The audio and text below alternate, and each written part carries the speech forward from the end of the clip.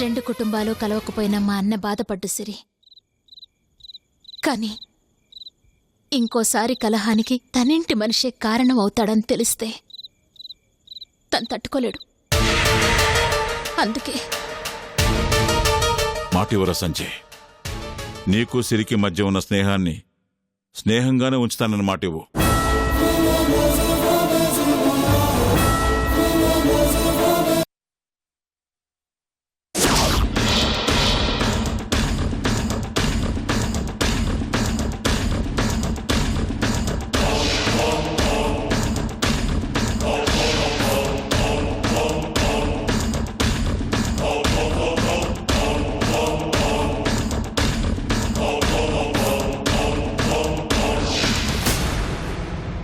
అన్నా,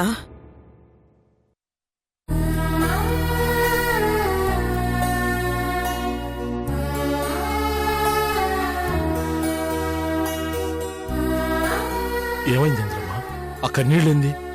నేను ఓడిపోయానన్నా. ఏందమ్మా మాటలు? మళ్ళీ సిరి ఏమైనా నీ మనసు బాధ పెట్టినాదా? అది అమెరికా నుండి వచ్చిన కాడి నుంచి నన్ను బాధ పెడతానే ఉండదన్నా. కానీ నేను ఓడిపోయానన్నది అందుకు కాదు. మరి నేను సిరిని నా వైపు తిప్పుకోలేకపోతున్నానన్నా. అది నా మాటిని ఎలా చేసుకోలేకపోతున్నానన్నా. పైగా అది నా మీద పంతంతో మీ అందరికీ దూరం అవుతా ఉండదన్నా.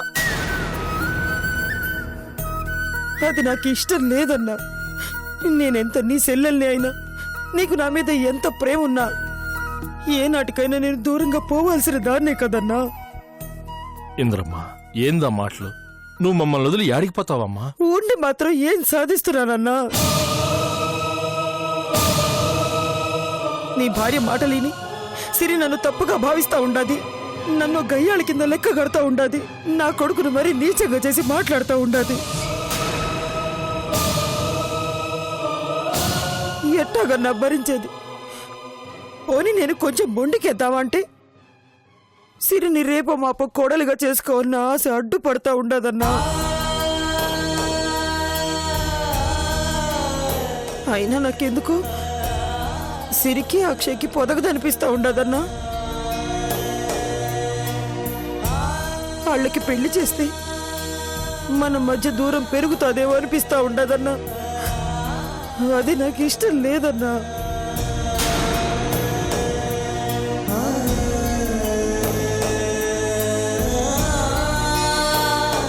నేను దేన్నైనా తట్టుకోగలను కానీ అన్నా, నీకు నాకు దూరం భరించలేనన్నా. అందుకే చెడి దగ్గర అవడం కన్నా చెడక ముందే దూరంగా పోయి మన బంధం కాపాడుకోవాలనుకుంటున్నారన్నా.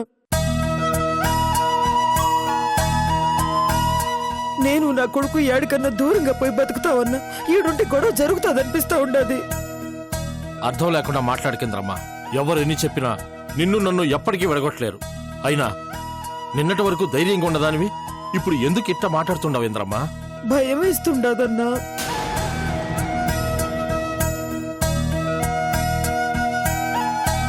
మనం కలుసుంటా ఉన్న ధైర్యం దూరం అవుతా ఉండదన్నా. అమ్మ మెట్ల మీద నుంచి పడిపోవడానికి కారణం సిరే అన్నా.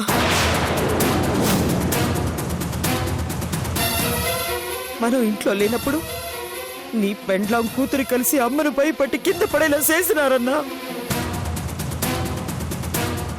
ఆ విషయం సిరిని నీ ముందు అడిగితే నువ్వు కోపడతావని నేను ఒంటరిగా పోయి అడిగినా.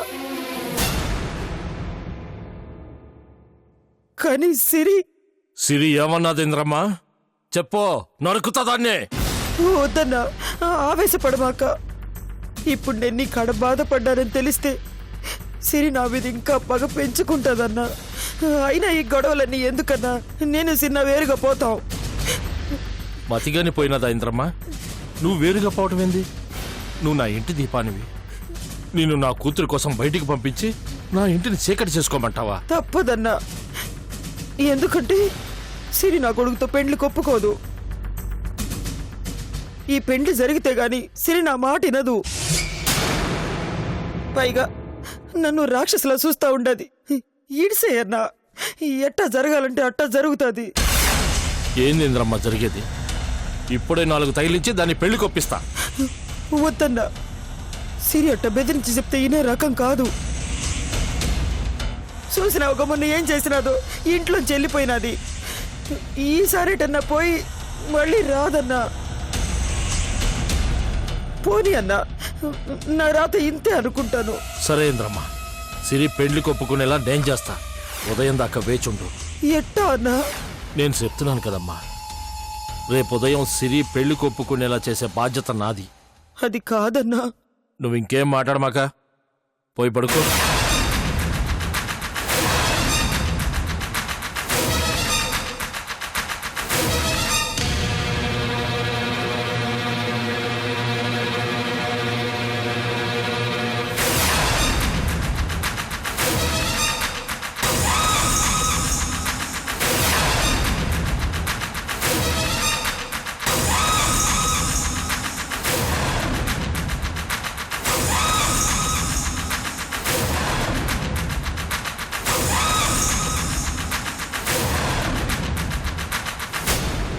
వాళ్ళకి పెళ్లి చేస్తే మన మధ్య దూరం పెరుగుతుందేమో అనిపిస్తా ఉండదన్నా. అది నాకు ఇష్టం లేదన్నా.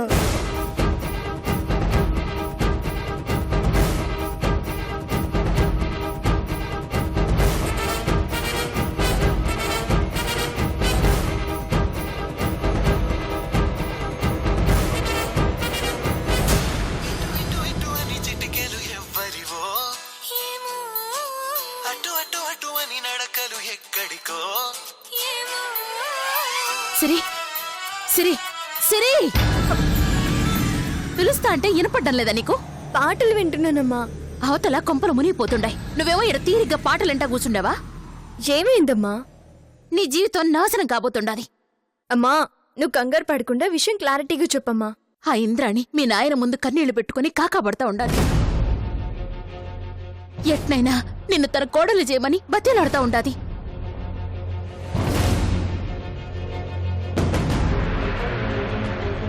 ఛాలెంజ్ చేసింది కదమ్మా, ఆ మాత్రం ప్రయత్నాలు చేయకుండా ఎలా ఉంటుంది? నువ్వు తేలిగ్గా తీసేస్తుండావు గాని ఆడ మీ నాయన కూడా నిన్ను పెళ్లి కొప్పిస్తానని వాళ్ళ చెల్లికి మాటిస్తా ఉండాడు. అంటే ఖచ్చితంగా నీ పెళ్లి అక్షయ్తోనే జరిపించి తీరుతారు. మాటిచ్చినంత మాత్రాన పెళ్లి జరుగుతుందని ఎందుకు అనుకుంటున్నావమ్మా? నీ కాళ్ల గురించి తెలియదు సిరి. ఒకసారి ఏదైనా చెయ్యాలని నిర్ణయం తీసుకున్నారంటే చేసేదాకా ఇడిచిపెట్టరు. ఎట్టనైనా సరే అనుకున్నది సాధిస్తారు. వాళ్లే కాదమ్మా, నేను కూడా అనుకున్నది సాధించేదాకా వదిలిపెట్టను. వాళ్ళు చేసేది చేయని, నేనేం చేయాలో నాకు బాగా తెలుసు. అది కాదు సిరి. అమ్మా, నువ్వేం టెన్షన్ పడకు. వాళ్ళు ఎన్ని ఎత్తులు వేసినా నా జాగ్రత్తలో నేనుంటాను. నేను అక్షయ్ని పెళ్లి చేసుకోవడం మాత్రం జరగదు.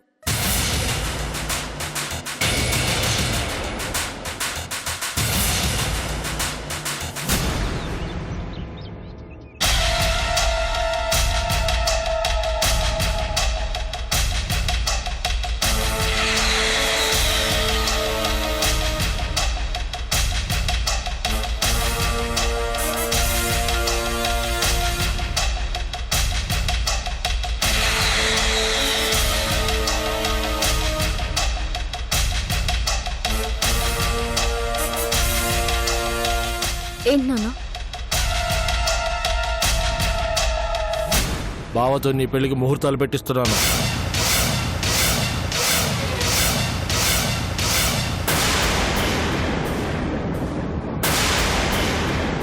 కుదరదు నాన్న.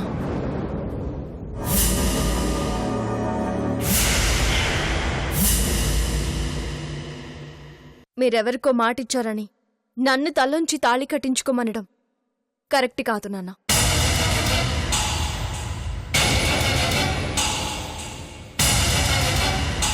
ఏది ఒప్పో ఏది తప్పో నాకు తెలుసురే. నేను తండ్రిగా ఆలోచించి చెప్తున్నాను. నీ మంచి కోసమే ఈ పెళ్లి చేస్తున్నాను. చూడండి నాన్న, ఈ విషయం గురించి ఇంతకు ముందే చాలాసార్లు ఆర్గ్యుమెంట్ జరిగింది. ఇక దీన్ని పొడిగించటం నాకు ఇష్టం లేదు. మీ అందరికీ చెప్తున్నాను, ఈ పెళ్లి జరగదు.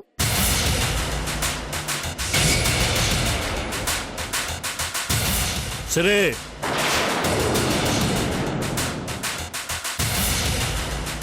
మీరు అరిస్తే భయపడి నేను పెళ్లికి ఒప్పుకుంటానని అనుకోకండి నాన్న. నేను మేజర్ని. నా జీవితానికి సంబంధించిన నిర్ణయాన్ని నేనే తీసుకునే హక్కు నాకుంది.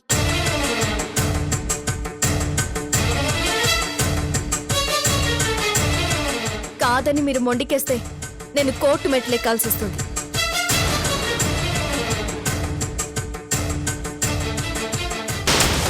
ఏందన్నా దాని మాటలు వింటాండావు? కాళ్ళు ఎరగొట్టి గదిలో పడేయ్. కోర్టుకి పోతాదట, కోర్టుకి. కోర్టు మెట్లు ఎక్కడం కాదే, ఈ ఇంటి గడప దాటాలన్నా నువ్వు మమ్మల్ని అడిగి దాటాలా.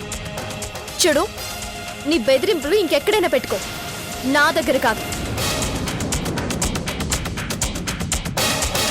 మరీ ఎక్కువగా మాట్లాడితే దీని అంతటికీ కారణం నువ్వేనని ముందు నిన్నే కోర్టు బోన్లో నిలబెడతా. సరే,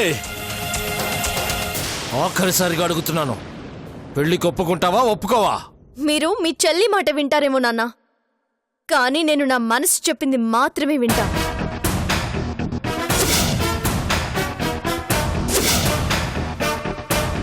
మీరు ఎన్నిసార్లు అడిగినా, ఎంత భయపెట్టడానికి ప్రయత్నించినా నా సమాధానం ఒక్కటే.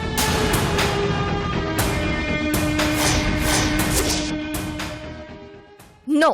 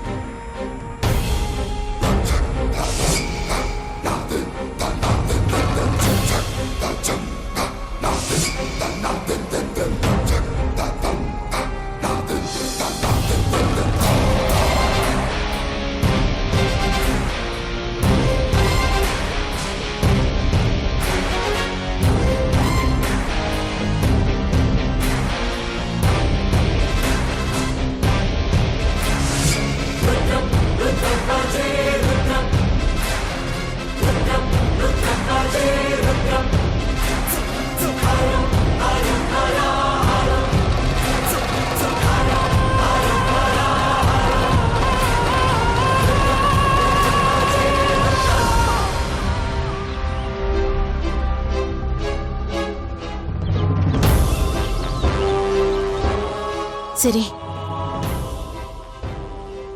మీ నాయనకి నేను కూడొడ్డిస్తే తిన్ను అంటున్నాడు. ఎవరు పెట్టినా తిన్ను అంటున్నాడు.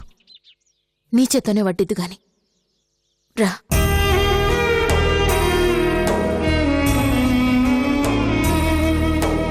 సరే, పదము.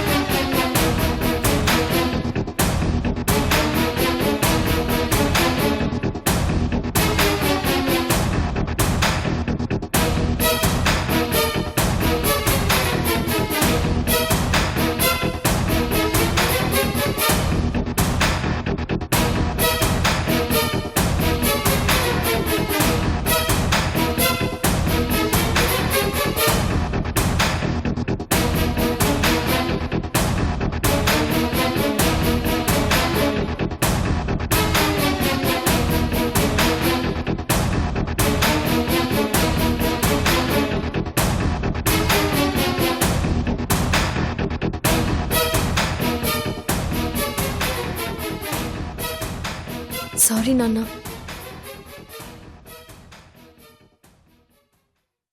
మిమ్మల్ని ఇబ్బంది పెడుతున్నానని నాకు తెలుసు, కానీ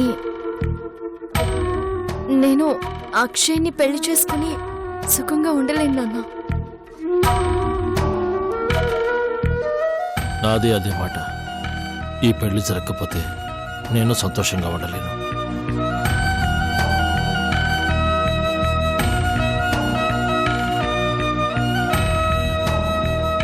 మనసులు కలవకుండా ఎలా నాన్న కలిసి బ్రతకడం?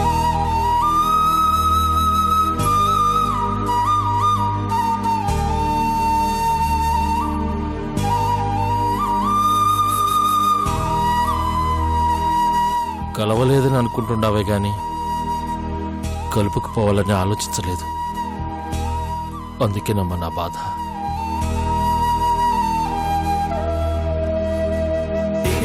అయినా ఈ విషయంలో ఇంకా నేను ఇబ్బంది పెట్టడం, నేను ఇబ్బంది పడటం అనవసరం అనిపించిందమ్మా. అందుకే ఇక ఆ పెళ్లి ప్రస్తావన తీసుకురావద్దనుకున్నాను.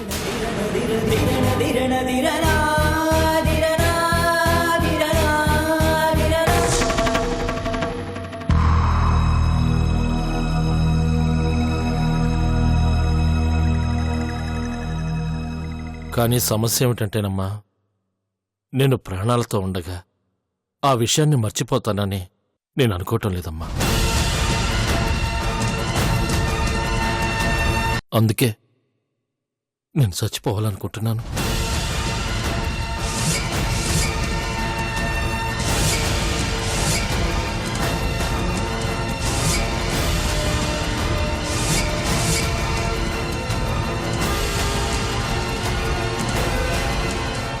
ఏం మాటలు నాన్న అవి?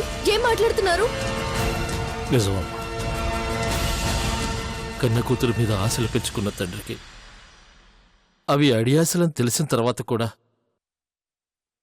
ఇంకా ఆ తండ్రికి బతికే అర్హత లేదమ్మా.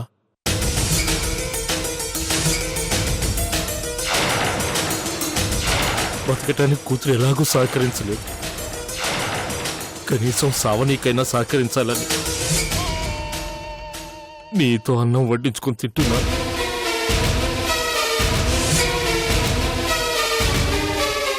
ఏందమ్మా అట్టా చూస్తున్నా? తిన్నీకి సావనికి సంబంధం ఏందనే?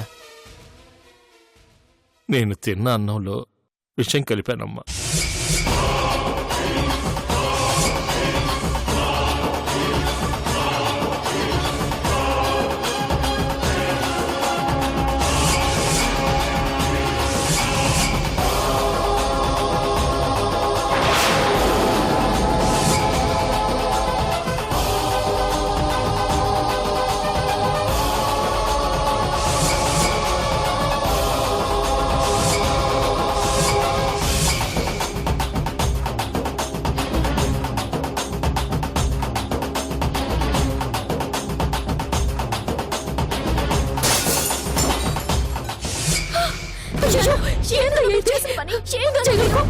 నా బాధ ఏందో తెలవాలి కదే. అందుకే విషం కలిపిన అన్నాన్ని నీ చేత్తోనే వడ్డించుకొని తిన్నాను.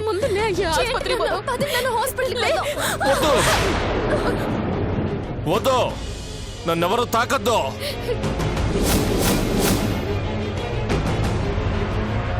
ఏమైనాదన్నా?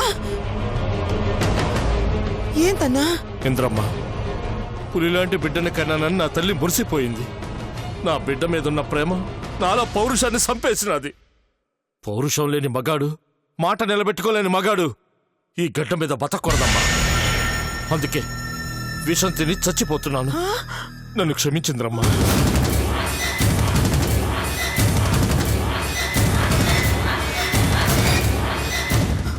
అన్నా, ఎందుకు చేసినావన్నా ఈ పని? బండి తీరా. వద్దు, నన్ను బతికించడానికి ప్రయత్నించమాకండి. నాకు బతకాలని లేదు.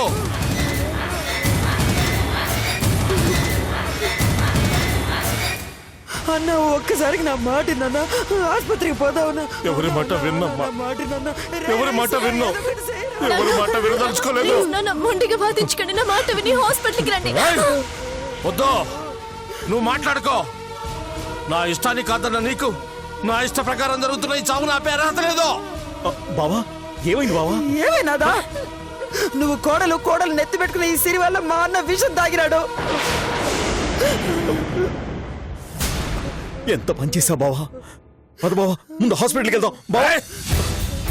నన్నెవరో బతికించాలో చూడద్దు. నేను బతకను. బావా బావా ప్లీజ్ బావా. అన్నా సిన్న అన్నా ఇంద్రమ్మ, నువ్వు గొప్పదానివమ్మా. పుట్టింటి కోసం నీ జీవితాన్ని లెక్క చేయకుండా ఎప్పుడూ అమ్మ కోసమో అన్న కోసమే ఆలోచించను. అట్లాంటి నువ్వు మొట్టమొదటిసారి నీ కూతుర్ని నా కోడలిగా చెయ్యన్నా అని ఆశకి అడిగినావు. మావయ్య నేను ఆ కోరిక కూడా తీర్చలేకపోయానమ్మా. నన్ను క్షమించమ్మా. వద్దన్నా, ఇప్పుడు ఈ మాటలని ఎందుకన్నా? ముందు ఆసుపత్రికి పోదాం పదన్నా. మాట వద్దు. నేను చావాలి.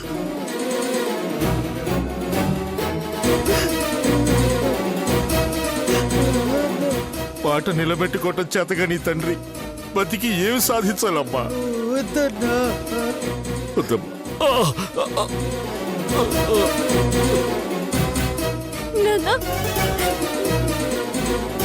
నా మాటలు మీ ప్రాణాలు తీసేదాకా వెళ్తాయని అనుకోలేదు నాన్న. ప్లీజ్ నాన్న, పదండి నాన్న, ముందు హాస్పిటల్కి వెళ్దాం. వద్దు.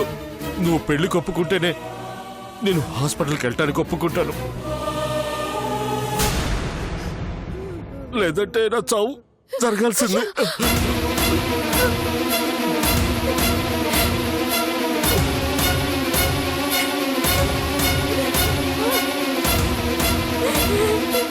నా మాట వినండి నాన్న. నేను చెప్పిన దానికి నువ్వు ఒప్పుకున్నప్పుడు నేనెందుకు ఒప్పుకోవాలి? ఇలాగే చావని